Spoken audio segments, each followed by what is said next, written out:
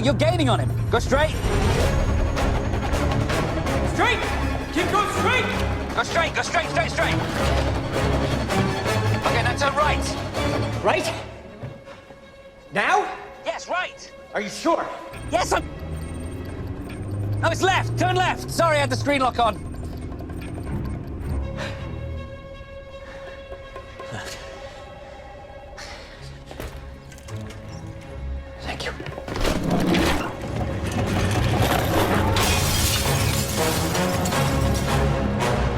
What are you waiting for? I'm jumping out a window! What do you mean you're jumping out of a... Oh, sorry, I had it in 2D. Good luck.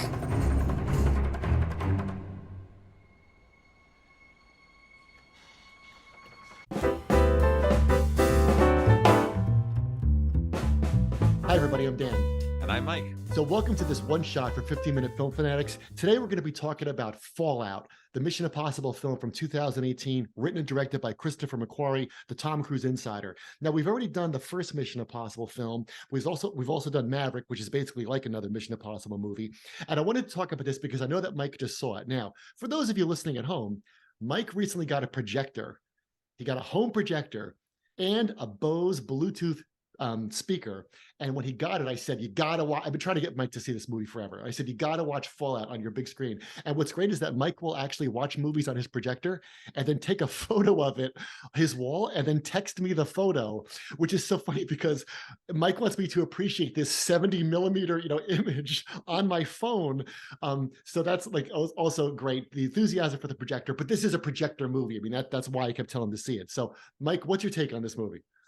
Well, I will say I think what Mission Impossible as a franchise does really well is it captures the spirit of the American blockbuster, but it captures, I think, a spirit that newer blockbusters have lost. Let's go through some things that Mission Impossible has that other blockbusters nowadays don't have. One is physical body transformations. Nobody is ever hearing about physical body transformation. In fact, if you said that to Tom Cruise, he might try to kill you, right?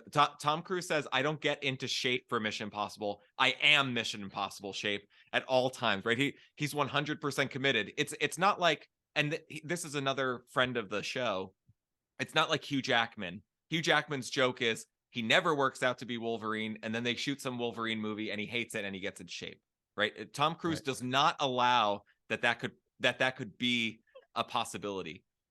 There are some Marvel movies, just to call on the kinds of blockbusters that I'm talking about, right?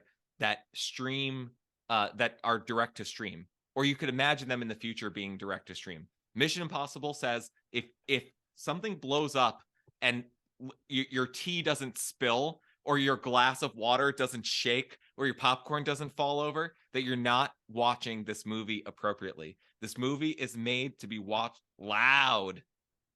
Blockbusters released in 2023 have, I won't say a moral quality, let's call it moral content. You come in as one kind of person and the movie is trying to teach you how to be a different kind of person. Mission Impossible says, don't worry, this is the burger and fries of movies. You have an appetite for something? Boy, am I going to feed it to you. I'm going to feed it to you. I'm going to wait for you to get hungry again, and I'm going to give you a serving to take home. There's the last thing. Movies, like Marvel movies, blockbusters, have special effects. In fact, you may have read in Variety what their special effects budget is. I'm not saying Mission Impossible doesn't have special effects. What I am saying is if you see a 60-year-old man careen his way through Italian traffic, then probably that's the 51st take of him careening through Italian traffic until they got it just right. And so I think that this is to, like, if movies were cookies, Mission Impossible is a beautiful home-baked cookie, where a Marvel movie is some kind of like organic, vegan, non-soy, hermetically sealed, machine-created thing that you can buy in the supermarket, right? You can't buy your grandma's cookies in the supermarket. It's old-fashioned, it's old style, and it's homemade.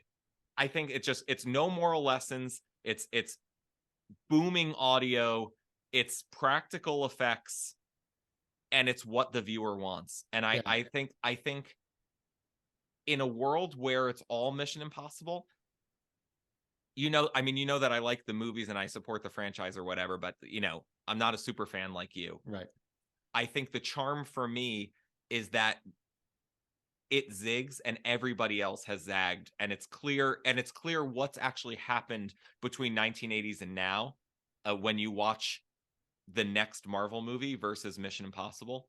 But for Tom Cruise, for some reason, he's always making a movie. He's always in movie shape, and it's like time dilation.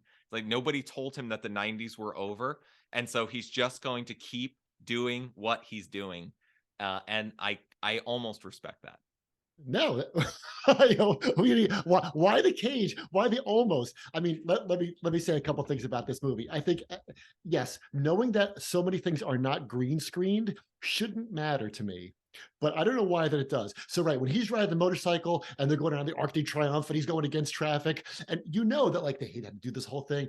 You can go on YouTube and see there's a new video out. I think I sent this to you in December of like how in the new one that's coming out this summer, he had to do all these motorcycle jumps to drive, and like you go off the motorcycle, then you get a parachute, and of course a normal person would say, well, what's the stuntman going to do? And then Tom Cruise looks at you and says, what's a stuntman? What do you mean a stuntman? Now, at some point, what's funny, at some point in his career, you could draw a graph of his craziness and things like that. When did that happen where he's like, it's no, after Eyes Wide Shut. I think he did an art house movie, and it broke him? I think then he watched it and he went, you know what, you just gotta, don't mess with the formula. And somebody said, but Tom, then you're actually going to have to really hang on the side of the airplane when it's taking off. And he said, fantastic. That's great. Right. So in this one, in Fallout, of course, we read that it took him a year to do the Halo training. He did 500 jumps so he could fight with, Henry Cavill in the air. That's all there. Now, of course, we're simple guys. Like, you can put it up there. It's fine. Green screens you can do all kinds of movie magic, but there's something about knowing that makes it satisfying when you watch it. The way that the industry fetishizes the green screen. And I pick on Variety a lot, but really, if you like read Brendan Fraser in The Whale, not only do they go into the intricacy of the prosthesis, he also did actually gain weight. So he like met the suit halfway, which is halfway between method acting, which makes me roll my eyes, and Hollywood's physical transformations and makeup, because they have to do all these biopics. Whereas if you just remember Capote, which only came out 16 or 17 years ago, they were like, how do we make Philip Seymour Hoffman look like Truman Capote? And they were like, these glasses look like Truman Capote. Yeah. And like, I guess that's good enough. Or they said he can act it. Right. He can act. Like, we'll comb his hair a different way and we'll give him his glasses, but he's an actor. What Tom Cruise does in relation to stunts is roughly what Dustin Hoffman does in relation to method acting, right? He's going deep into the stunt, like the essence of the movie or the characters in the stunt. And he's gone so far, it's like an acting wormhole. Somehow he's come out the other side of it intact, and that's actually true. But I think for the first 15 years, I was just rolling my eyes. But if you're going to do it for 20 years, you're going to do it for 25 years, I can't help but notice. But there's also, it's funny because there's so much that can go wrong with the franchise, is that, like you said, like, you reminded me of the rule they had when they wrote Seinfeld, which was no hugging, no learning. So there's no very special episode where George and Jerry look at each other and go, hey, I love you, man.